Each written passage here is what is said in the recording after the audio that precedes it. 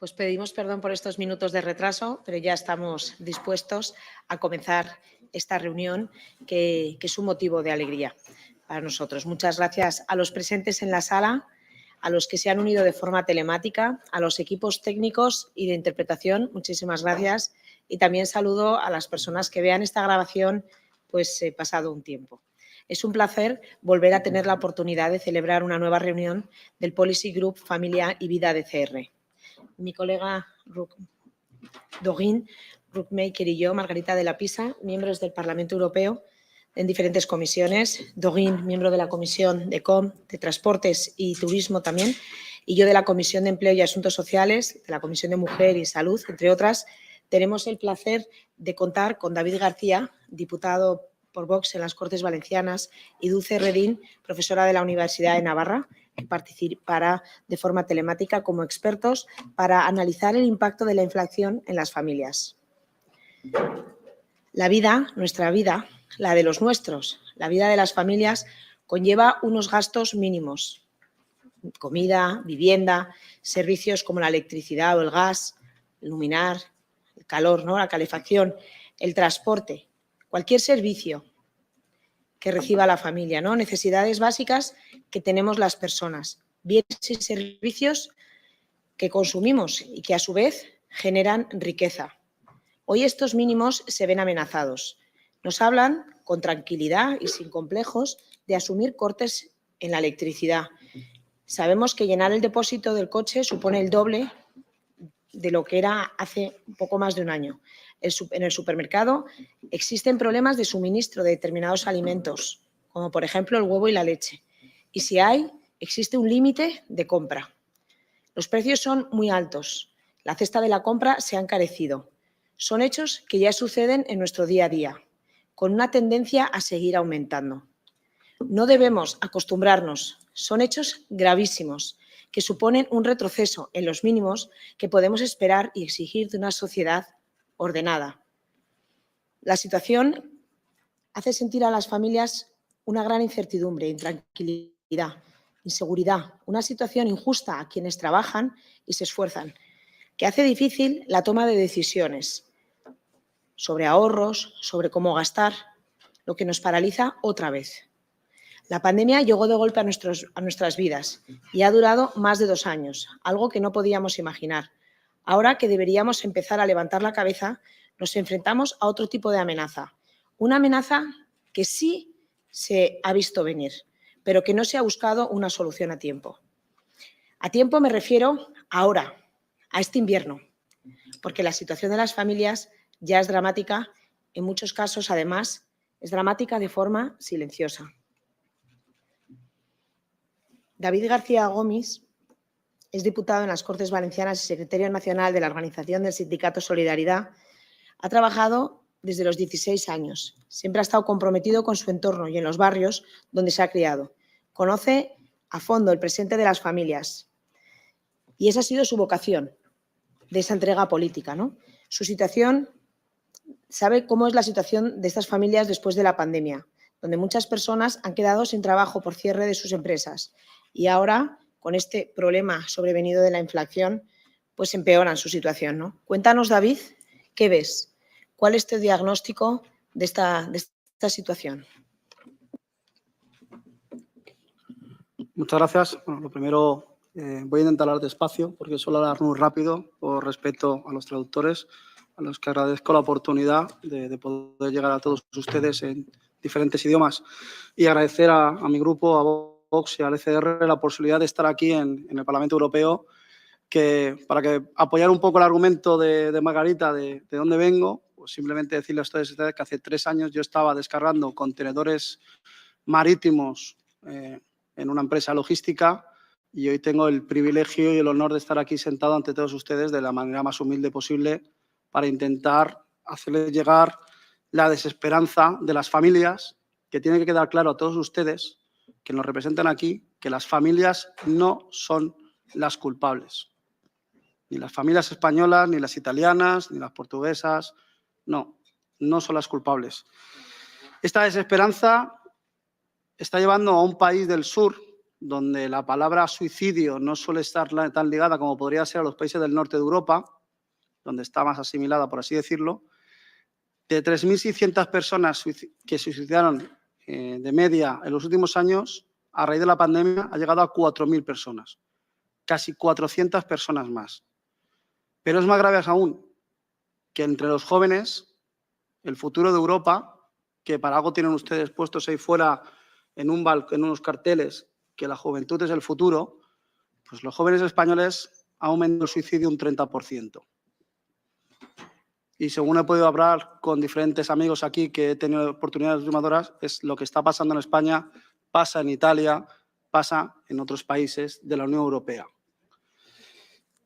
Dando una vuelta por aquí, con mi compañero Iván Vargas, al cual agradezco todo su trabajo que ha hecho conmigo estos días, hemos estado aquí al lado, justamente, al lado de un parquecito que está justamente aquí al lado, que el nombre no me acuerdo ahora de cabeza, el Parque Leopold, justamente. Hay una alegoría muy buena de lo que es la política y los políticos. Hay unos flamencos con la cabeza enterrada en el suelo, porque últimamente los políticos, los burócratas de Europa, no es que vivan de espalda a la realidad, es que directamente son flamencos con la cabeza enterrada que ignoran por completo los problemas de las familias. Y es que venimos diciendo crisis, y hablamos de crisis del 2008, y hablamos de una crisis, y nos olvidamos que detrás de esa crisis no hay números, no hay estadísticas. Yo he empezado hablando de 4.000 personas, de los suicidios, pero es que esas 4.000 personas tienen nombres y apellidos. Y detrás de cada nombre y de cada apellido hay una familia, hay unos amigos, hay una historia rota, que no hemos sido capaces como políticos de estar al lado de ellos. La crisis laborales principalmente afecta a los sectores laborales más volátiles, más destructivos, pueden ser sectores, pues, por ejemplo, productivos, logísticos, y en estos casos afecta también muchas veces más a los hombres. Quizás por eso es una forma de ver que de 3 de cada 4 suicidios afecta a los hombres.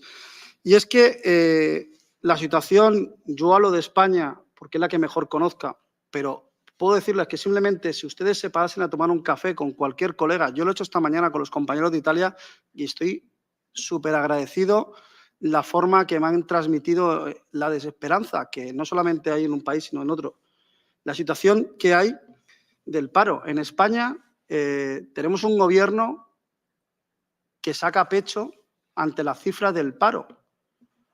Mientras el paro en España somos el país que más paro estructural tiene, más parados jóvenes de toda la Unión Europea, más paro en personas mayores de 45 años y más paro en total.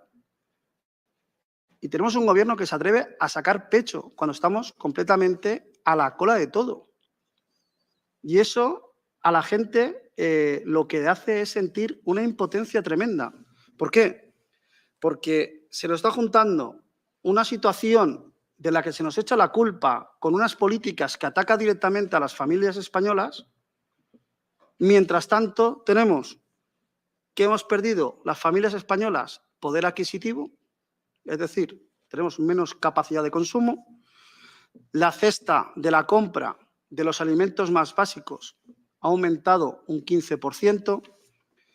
La luz, en comparación, por ejemplo, en España, el recibo de la luz, no las cifras que van lanzando de megavatios, que a las familias eso nos afecta, sí, claro que nos afecta, pero nos queda lejos. A lo que a nosotros nos importa es el recibo que recibimos cada mes.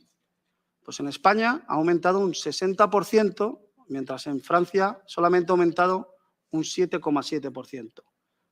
60 contra 7,7. Pero claro, si empezamos a ver los PIB de cada uno o los salarios de cada familia, de una familia francesa o una familia española, la situación es todavía más grave. ¿Y los gobiernos qué hacen? Bueno, pues aparte de echarnos las culpas a las familias, miran a las eléctricas. Y es curioso que en España actualmente tenemos al Partido Socialista en el gobierno, pero es igual, estaba anteriormente el Partido Popular y tampoco hizo nada, como pasa en muchos países. Y los mismos compañeros de ese gobierno son los que están sentados en los sillones de los consejos de administración de las eléctricas. Porque si usted empieza a coger a mirar las empresas españolas, en este caso, en Iberdrola tenemos al señor Carmona, en Endesa tenemos a la señora Salgado y al señor Blanco, en Agas Blanco y Montilla, en Red Eléctrica al señor Jordi Sevilla, también tenemos a la señora Corredor, o en Naturgy tenemos al señor Serra. Todos ellos tienen en común que son del Partido Socialista y han sido miembros de gobiernos españoles. Es decir, los mismos que han ido aplicando todas las políticas energéticas que nos han llevado a una situación de dependencia del exterior, son los que se sientan en esos sillones y son los que ahora nos echan la culpa a los españoles, a las familias, y nos dicen que tenemos que apretarnos el cinturón. No sé si conocen esa expresión de apretarse el cinturón, pero los españoles estamos ahogados de hacer esfuerzos, porque nos han pedido esfuerzo la pandemia, ahora los esfuerzos en las eléctricas, y las familias no podemos más. Porque la situación, para que ustedes lo entiendan, es que tenemos ahora mismo eso. Suben las hipotecas, sube la luz, sube la cesta de la compra, perdemos poder adquisitivo. Ahora estamos en septiembre con la vuelta de nuestros hijos al colegio, donde ha aumentado el coste de los libros de texto y nos encontramos en una situación completamente de abandono. Y esta es la situación que las familias españolas comienzan a mirar esa desesperanza y empiezan a responder. Pero como los gobiernos se ocupan de regar de dinero público, el dinero de todos, a los medios de comunicación para intentar aletargar a las familias españolas, intentar que estén durmientes, que no se rebelen, que no levanten la voz, ¿qué hacen? Pues esos medios se dedican a esa situación. Y las familias españolas continúan como esa fábula de la rana en el agua hirviendo, que si metes una rana en agua hirviendo, la vas subiendo poco a poco, la rana no se entera de lo que está pasando hasta que es demasiado tarde. Y esa situación es la que tenemos nosotros ahora mismo en España y estamos viendo. Y la situación se agrava. Y se agrava con una inmigración ilegal descontrolada. Una inmigración ilegal que tienes una situación de deterioro de nuestros barrios, unos barrios donde cada vez hay más desempleo, hay más crispación y tenemos un caldo de cultivo de una situación que, como bien decíamos anoche en una cena, al final dará como resultado, o debería dar como resultado, un estallido social, una rebelión hacia los culpables que están aquí sentados. Porque son los que toman las decisiones, no por los intereses de las familias, sino por los intereses de aquellos lobbies que hacen su presión, que no les interesa para nada las familias, no les interesan para nada ni los nombres ni los apellidos, les interesan los números, en concreto los suyos.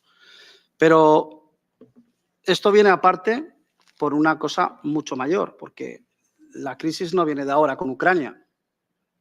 El tema de la inflación viene más de un año atrás. Lo que pasa es que los gobiernos no han pedido oportunidad de decir, no, la culpa es de Putin y de Ucrania. No, señores, esto venía de atrás. Ustedes han utilizado esta cortina de humo, han utilizado una desgracia como una invasión, como una guerra, como ustedes la quieran llamar, para coger y seguir con el plan. Y el plan no es otro que la destrucción de las familias. Y es así de claro. Buscan la destrucción de las familias. Quieren a los individuos completamente solos. Nos quieren solos, vulnerables. No tendréis nada y seréis felices. Por no tener, no tendréis ni siquiera familia. No tendréis un trabajo estable. No tendréis una casa. No tendréis el futuro que vosotros queréis. Tendréis el futuro que nosotros os vendamos. Eso es lo que te están diciendo desde aquí, desde Europa, a las familias españolas. Y es muy importante decirles a las familias que no todo está perdido. Y yo creo que el Grupo ECR y en concreto mi partido Vox, cuando decimos que somos el dique de contención en Occidente, que no podrán romper nunca y acabar con Europa como quieren hacerlo tal y como la conocíamos, cuando somos el dique de contención de las familias, tenemos que demostrarlo. Y tenemos que demostrarlo cogiendo a las familias de las manos y no verlas como un número, sino verlas como nombres y apellidos, ver su historia que hay detrás y saber cuáles son sus problemas. Porque al final las familias, y da igual que sean las italianas, las francesas, las españolas, las alemanas, los únicos que quieren es que la dejen en paz. Que puedan hacer sus vidas tranquilamente, criar a sus hijos, hacer lo que consideren que tienen que hacer y gastar el dinero donde lo quieran gastar. Quieren ser felices, sin que nadie le diga qué tiene que hacer, qué tiene que pensar, qué tiene que decir y cómo lo quiere decir. Porque hemos crecido así. Y no puede ser que destruyamos todo lo que construyeron nuestros abuelos y por lo que lucharon tantas y tantas familias y tantas personas durante años venideros. Y recordemos que Europa ha sido el escenario de dos guerras mundiales, donde tantos y tantos jóvenes lucharon la guerra de los viejos. Pues señores, los jóvenes, sobre todo los que estéis aquí presentes, no permitamos que destruyan nuestro futuro, no permitamos que destruyan el futuro de las familias y cambiemos esa desesperanza por la esperanza de que todavía aquí hay gente dispuesta a luchar, a pesar del qué dirán, por las familias.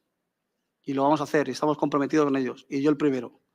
Y espero que ustedes lo hagan conmigo, con el resto de compañeros que están aquí en el Parlamento, a los que quiero aprovechar para agradecer esta gran oportunidad y espero haber intentar transmitir un poco lo que sufrimos las familias por las malas decisiones. Y vuelvo a repetir, las familias no somos los culpables. Las familias somos las víctimas y tenemos nombres, apellidos y no somos números. Muchas gracias.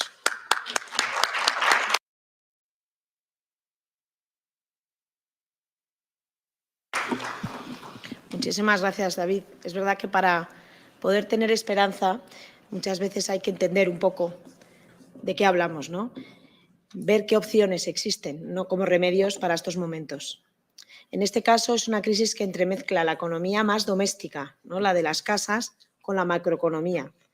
Oímos hablar de inflación, de subida de intereses, pero la realidad es que no sabemos cómo interpretarlo. Con este objetivo contamos hoy con Dulce Redín Goñi. Dulce está en Múnich, iba y venía camino de Bruselas y un retraso de un avión le ha impedido llegar aquí y está en una sala del aeropuerto, una proeza, interviniendo online para poder hacernos una presentación, ¿no? Dulce Redín Goñi es profesora titular del Departamento de Empresa de la Facultad de Económicas de la Universidad de Navarra. Sus líneas de investigación han alcanzado también incluso la dimensión ética aplicada a la actividad económica.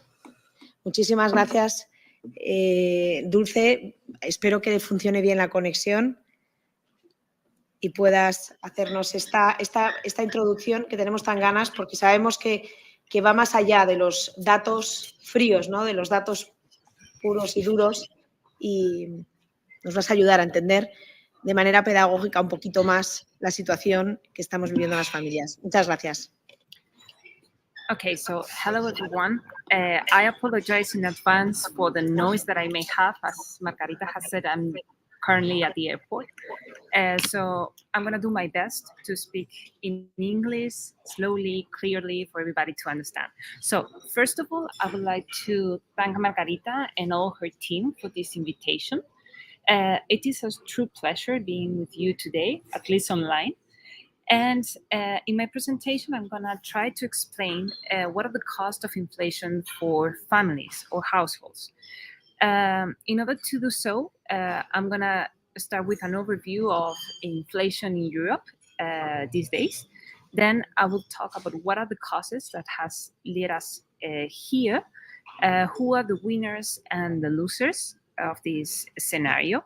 I will also talk about the psychological impact or perception of inflation, which is very important to understand the true magnitude of inflation. And I will also summarize what are the last forecasts that have been published by the European Central Bank. Before moving on, I want to make clear that all the data that I'm going to use in my presentation comes from the European Central Bank. So if I may have the next slide, please. Okay, so inflation. Inflation is typically measured using a consumer price index to compare the current prices of goods and services with their prices in earlier periods. In the euro area, the index that is used is the Harmonized Index of Consumer Prices, called HICP. It is calculated by Eurostat, the statistical office of the European Union. So, as you may see in the slides, inflation in the euro area has increased to 9.1 in August this year. This is the percentage change in consumer prices for the same period of the previous year. Inflation has been surging since December 2020, when the index was even negative. That means we had deflation, to an increase of 5% only 1 year later, and up to the figures that we observe these days. There is, of course, variability within European countries. The lowest inflation rates these days, we find it in France, with a 6.6% inflation, and the highest inflation rate is in Estonia, that has a 25.2 percentage. Although on average, we may say that European countries are between 8% and 10% of inflation. When it comes to the components of inflation, we may see that the main drivers for the surging prices are energy, that currently has an inflation of 17.7%, food, that has an inflation of 12.4%, followed by transport with a 9.9% of inflation. The rest of the components exhibit lower rates of inflation, although most of them are above the 2% target of the European Central Bank. So next, please. Okay. Why do we have greater inflation these days? We may identify, or I identify, 4 main reasons for this. The first one has to do with the way out of the pandemic. As the economy has been reopened and restrictions lifted, demand has recovered at a much higher pace than supply, giving rise to an upward pressure on prices. In the last months, people caught up on consuming the goods and services that they put off during the pandemic, but not everything moved at the same pace.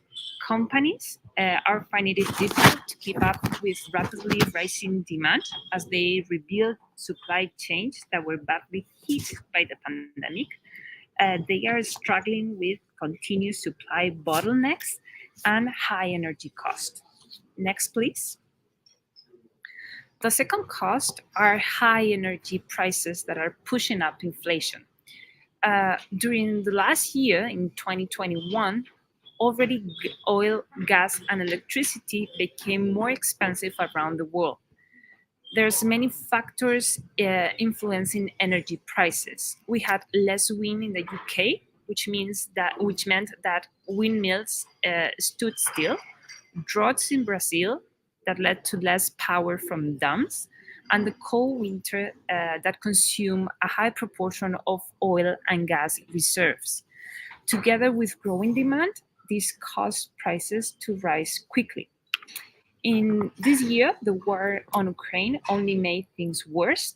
The dependency on Russian gas and the disruptions to supply pushed prices further. The problem becomes even more complicated because of high energy costs that have an impact across more and more sectors. Indeed, even when excluding food and energy, almost half of the items in the inflation baskets have recently recorded annual inflation rates above 4%. Next, please.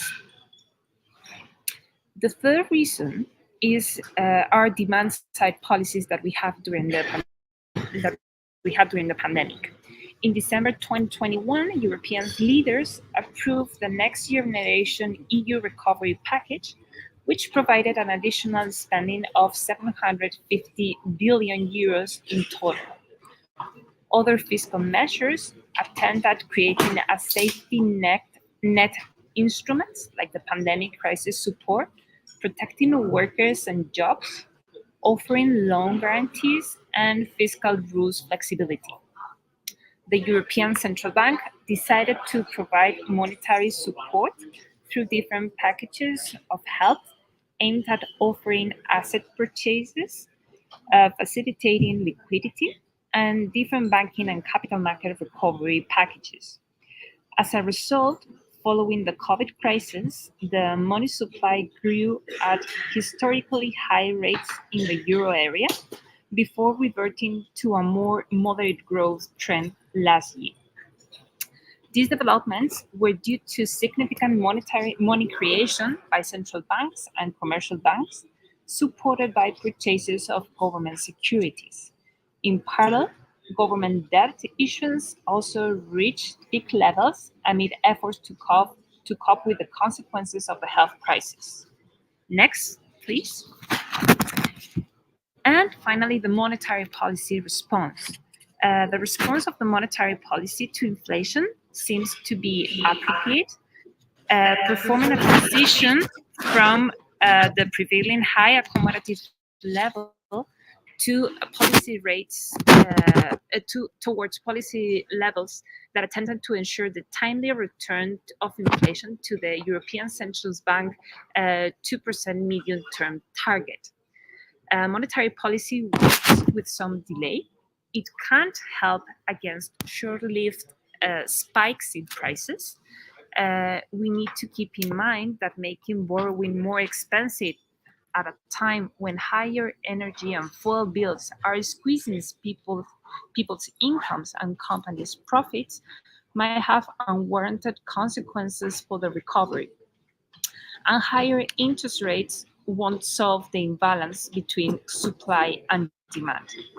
Energy prices and base effects are currently pushing up prices, but monetary policy can ensure that prices don't permanently go up at such a rapid pace.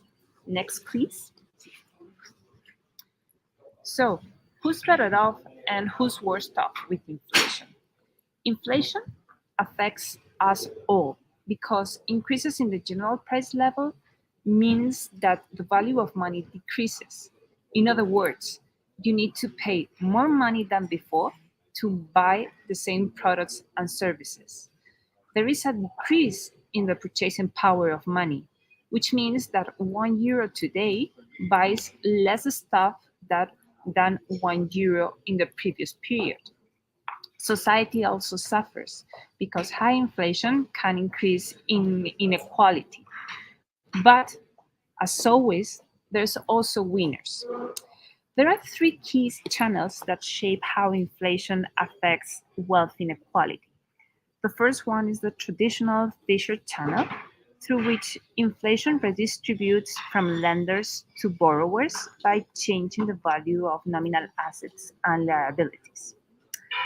The second is a nominal labor income channel through which inflation reduces the real value of sticky wages and benefits.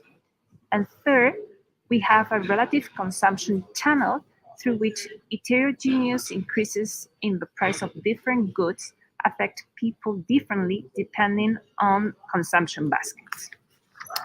The literature shows that nowadays the Fisher and labor income channels are more important in practice than the relative consumption channels, probably because of the drivers of inflation, energy and food, that are difficult to substitute in the consumption basket. Households on low or fixed incomes are often hit hardest because they are less likely to safeguard themselves against inflation. Since higher inflation is also squeezing households' disposable income, families have to divert a larger fraction of their income towards everyday consumption, reducing their debt servicing capacity. The government is definitely better off with inflation, is one of the winners. It collects more taxes while its debt loses real value. At the end of the day, we observe that the government collects taxes at today's prices and borrowed the debt at all prices. Because of the redistribution of wealth from lenders that are worse off to borrowers that are better off, middle-aged individuals are roughly unaffected by inflation, as they are typically large nominal debtors in mortgages. However, older people that are usually savers are suffering the most of the consequences of inflation. Next, please. There is an important psychological component to inflation. As we buy goods and services and observe their prices, we get a sense of how fast and how much these prices change. But quite often, our perception do not match the official inflation figures. There are several reasons for this. Our individual perceptions of inflation are all different because we all have different shopping patterns. What it is interesting is that perceived inflation has shown to be always higher than recorded inflation, as you can see in the graph there in the slides. In the context of the current inflation period, this might be due to the fact that food and energy are the main components of inflation, and these are goods that we consume every day. They are difficult to substitute in the consumption basket, and the reference prices for these goods that we may have in the back of our mind may be older than the prices that we have even 1 year ago. That are actually the ones that are used to calculate the price index. Next, please. It is interesting to see how the perceptions of inflation vary across different demographic groups. The young people, those with lower income, the less educated, and females experience the higher perceptions of inflation. It is a paradox that old people, the ones that the theory suggests that they are the worst off because of their savior profile, exhibit the lowest relative perception of inflation. However, it is higher than reported inflation. Next, please. So let's have a look at the forecast. The forecast for the economic situation of the euro area are not very flattering. The robust consumer demand that came with the loosening of the pandemic restriction will lose steam in the coming months. Global demand is falling, and the euro area terms of trade have been worsening. Uncertainty remains high, and confidence is falling sharply. Finally, the very high inflation is dampening spending and production, and these headwinds are reinforced by gas supply disruptions. Inflation is projected to be high this year and next, staying above 9% for this year, and with an average of 5.5% for the next year. Even in 2024, the final year of the projection horizon, inflation is projected to stand at 2.3%, both for the headline and core inflation, excluding the more volatile energy and food components.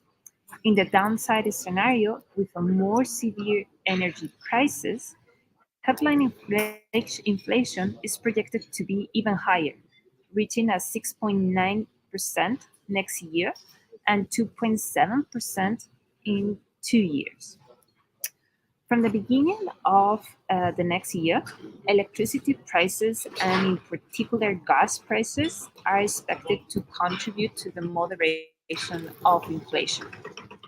Food inflation is expected to start moderating next year, following the trends of energy inputs, the price of fertilizers, and for international and euro area food commodities. But it is expected to remain well above its historical average in 2024. Wages are expected to grow at rates well above historical averages. Real GDP will grow by 3.1%. maybe 2.8% in the downside scenario for this year, and contracted by 0.9% next year before recovering to 1.9% in 2024. The European Central Bank highlights that the uncertainty surrounding the staff projections is especially pronounced, in particular in the short term, due to the energy price developments. Next, please. So, let me summarize a little bit everything that I covered so far in my presentation. Europe is experiencing a surge on inflation that is projected to moderate at the end of the year, although there is significant levels of uncertainty. Energy, food are the main components of inflation, followed by transport. Due to the nature of inflation, the relative consumption channel through which inflation affects wealth has not been as important as the fiscal channel, that is the distribution of wealth from lenders to borrowers, and labor income channels, that are the depreciation of sticky wages and benefits. Inflation is redistributing wealth from lenders to borrowers. Hence, middle-aged individuals with mortgages are roughly unaffected by inflation in net terms, while elderly people suffer the most of its consequences since most of them are assumed to be savers. Low-income households are suffering the most of the consequences of inflation, and the government is definitely better off with inflation because of high tax collection and the depreciation of debt in real terms. Next, please. Price stability is important. Besides of being the target of the European Central Bank and having unquestionable economic advantages, it is also important for other non-economic reasons that may not be straightforward. And I would love to mention some of them. First of all is the fact that inflation affects us all, but not in the same way. Low-income households and old people suffer the most of the consequences of inflation, and maybe those are the ones left behind in this crisis. Economic stability as part of the economic policy is necessary for any good social policy. Good economic policies create social well-being through full employment, economic growth, having a fair distribution of income and wealth, and obviously price stability is a key element in this endeavor. Price stability helps to maintain social cohesion and stability. History has shown that episodes of high inflation tend to be associated with social unrest. Unstable inflation particularly affects low-income households because they have fewer resources to protect themselves. When prices are stable, everyone is better off. Price stability supports economic growth and employment and allows people to make more reliable plans when making decisions about borrowing, saving, and expanding businesses. Price stability is also sustainability. Environmental, social, and governance policies that seek not to compromise the resources of future generations only have a place in a scenario of economic stability. In other words, these policies are very hard to implement in an environment of inflation, with increasing costs and the current energy crisis. So, possible solutions should have a combination of different policies, and I would like to give some guidelines in that sense. We need monetary policy to focus on price stability and or delivering our inflation target over the medium term, but it can't be too aggressive to avoid unwarranted consequences for the recovery. We also need an energy policy to moderate prices. Energy market are highly regulated already, so we need to design policies with very carefully in order to avoid again unintended consequences. Fiscal measures need to be focused, selective, and target to the most vulnerable firms and households who are the hardest hit by the high inflation levels. Fiscal policies must be designed in a way that does not give rise to inflationary effects.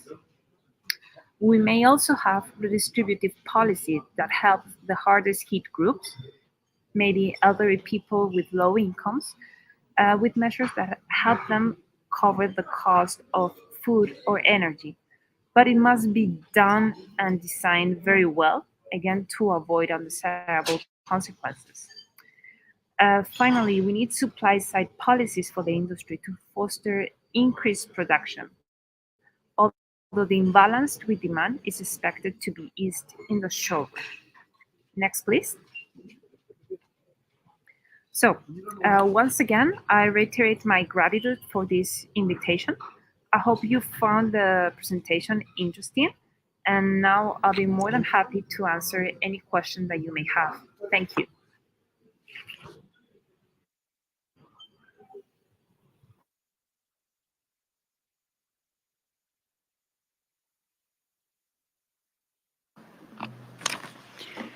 Thank you, Margarita, for inviting me here.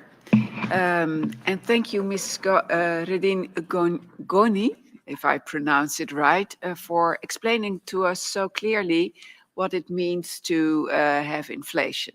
Was there something you want to add? Yeah.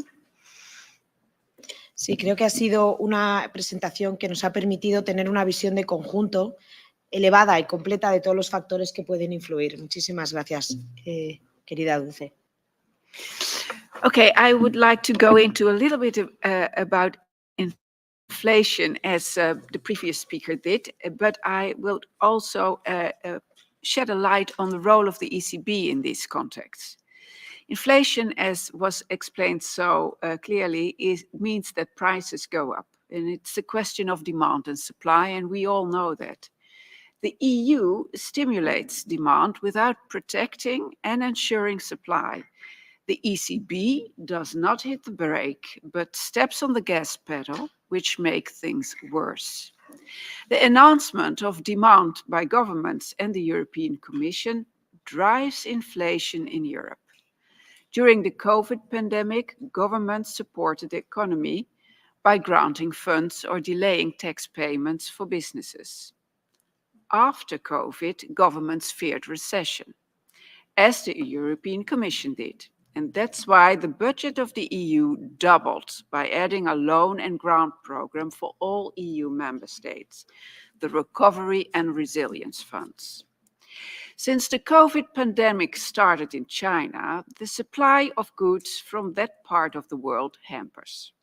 And because of consumer prices, and because of this consumer prices are the result, and they are getting higher. It's a question of balance between demand and supply. At the same time, supply of energy has tightened, first by the shutdown of nuclear plants and energy plants that run on coal. Without being able to replace these energy sources, the price of energy skyrocketed. This was all due to the Green Deal as we know it. We have heard today, and we have seen everywhere, that normal people in these circumstances cannot cope anymore. Wages are way behind, and SMEs and businesses are not able to raise wages to such a level that normal people can continue with their normal lives. The one body that is responsible for tackling inflation in the EU is, of course, the ECB. But up until now, the ECB, Mrs. Lagarde, has done too little, too late to tackle inflation. On the contrary, just recently, Monday, Mrs. Lagarde was a guest in the Econ Committee. Instead of giving a clear picture on how to tackle inflation, she spoke about the importance of continuing green investments and the support of the Green Deal. Instead of taking responsibility, she advised governments to step in and step up and support people who can no longer pay their bills and on an individual basis. There are three things wrong with this approach. The ECB should not be involved in politics, as they are now. Their commitment to investment in green technology is political and has nothing to do with their main responsibility, price stability. Politicians, I know, shouldn't meddle with the policies of the ECB, but it's also the other way around. The ECB should not interfere with politics. The ECB should lay more focus on solutions for problems we now face, inflation. Besides that, the promotion of green investments is no responsibility of the ECB. It creates also in the short run more problems and enhances inflation by pushing more money and more debt into the system. And on third ground, by steering investments to green techniques that will enhance supply in the long run, we are not enhancing energy supply in the short run. And that's what we need to survive this winter, as you so bluntly stated. As a whole, we can conclude that the EU and left-wing governments created a political and economic system that is built on long-term aspirations while neglecting the risks that come with a green transformation. With the creation of rules and regulations by EU and governments, it becomes more and more difficult for individuals to take responsibility of their own lives. Globalization and economies of scale can be profitable, but they come with risks as well.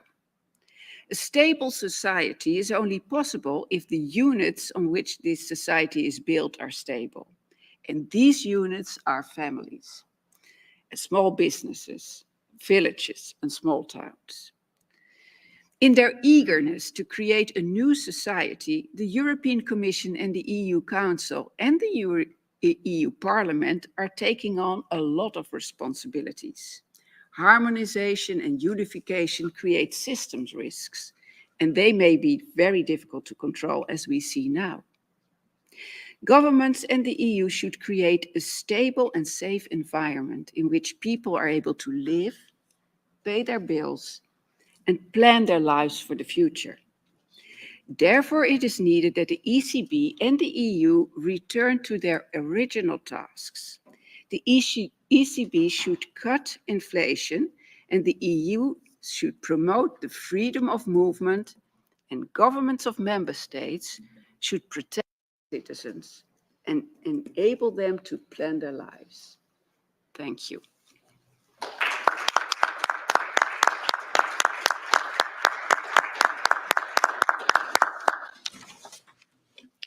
Bueno, pues como vemos, aunque las familias sean las afectadas, las decisiones trascienden este ámbito. Hay decisiones que son responsabilidad en gran medida de quienes nos gobiernan. La responsabilidad de los gobernantes es asegurar un entorno de prosperidad en el que las personas podamos desarrollarnos personal y profesionalmente. Pero vemos que no asumen esta responsabilidad e incluso echan balones fuera.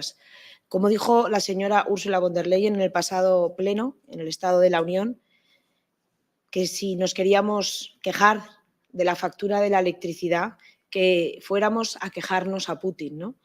Esta respuesta, que fue tal cual, así expuesta por ella en el Pleno, nos hace ver la falta de seriedad, de profesionalidad y de responsabilidad de la Comisión ante las necesidades más básicas de los ciudadanos de la Unión Europea, cuando además son ellos los que están tratando de acaparar y decidir y controlar la soberanía de los Estados miembros.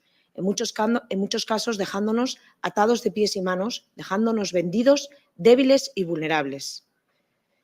¿Quiénes nos han hecho dependientes de terceros? ¿Quiénes no nos han asegurado una autonomía energética por un proyecto no consolidado, poniendo por encima el interés ideológico? A pesar de las circunstancias, solamente han aumentado las exigencias del Pacto Verde en estos meses. ¿Quiénes no nos han asegurado autonomía de los recursos naturales, impidiendo una estrategia de explotación razonable en los Estados miembros? ¿Quiénes han diezmado nuestro tejido industrial y empresarial, haciéndonos menos competitivos frente a otros mercados? ¿Quiénes han acabado con millones de puestos de trabajo?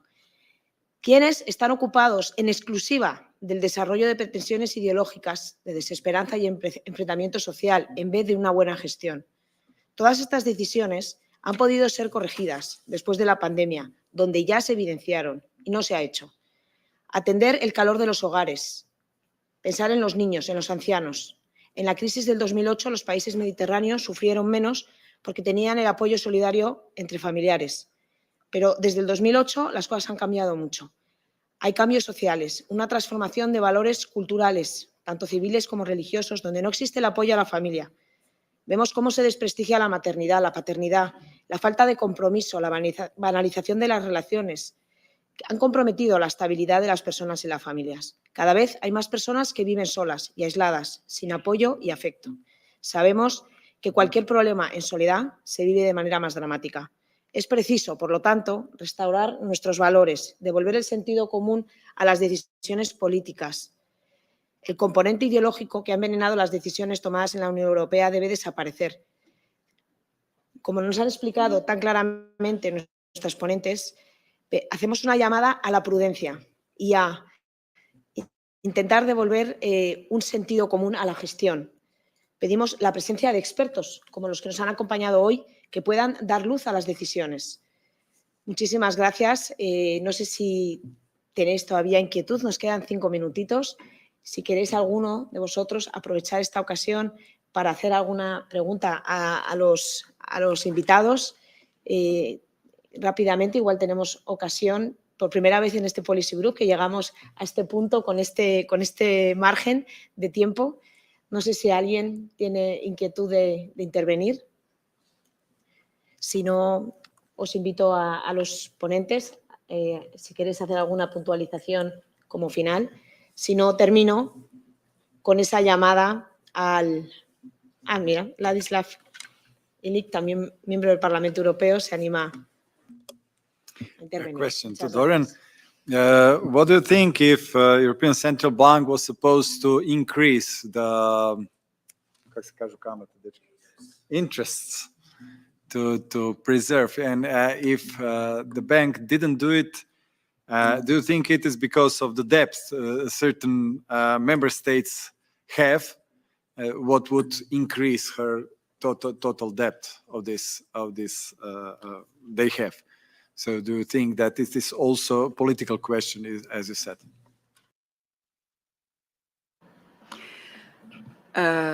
Yes, I think it is.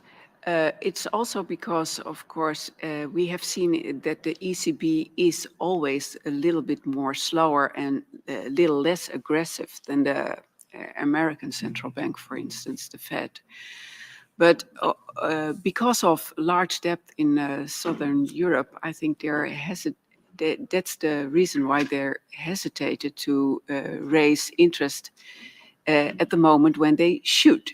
So they are too late, and I think they're now a little bit gambling on the slowdown of the economy that some experts are telling us is coming next year, in the hope that they won't have to raise interest even further. But as I listened to Lagarde last Monday, I think at the beginning of November, there will be an increase in interest. It's also the case that if the ECB rises interest, it's for the ECB as well a cost factor. Because if they raise interest, they have to pay banks that stole their money at the ECB. So also for the ECB itself, it is a cost factor. But in general, you can see that there is the ECB has asked mainly the supervisional body to banks that they should enhance their buffer capital. So banks and insurance companies have raised their buffer capital to avoid risks and to become more stable. But I think governments should do this as well.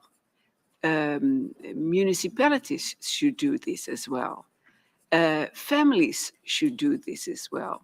As the Bible says, there are good times and there are bad times. And it's always good to have some buffer for the meager times, for the bad times. But we've created together, especially here in the EU, but also with governments in the last couple of years, a system of just in time, very lean, no buffers whatsoever. And this is, of course, for profit, a very good situation, but it makes also risk going up. And now you see that all kinds and all sorts of risk are accumulating together, and we're in a risk pandemic. And I'm not so sure if ECB is able to cope. And I think they are a little bit uncertain about what to do next.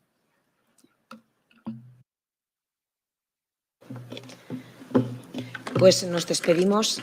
Vemos que se han tomado decisiones, ¿no?, a espaldas de la coherencia más básica de la actividad económica, ¿no? Se ha arriesgado o se está arriesgando, por lo tanto, el bienestar social.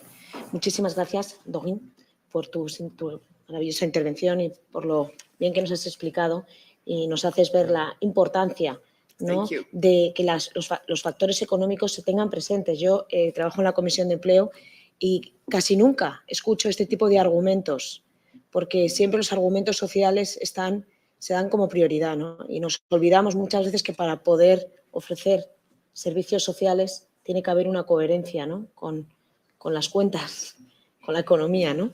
Y pues no se le da una prioridad.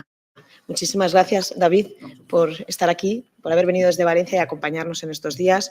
Nos has permitido pues ver una realidad, ¿no?, que muchas veces es difícil de asumir, pero que hay que hacerlo para poder, pues, emprender acciones. Muchísimas gracias a todos ustedes por vuestra compañía, por haber estado aquí.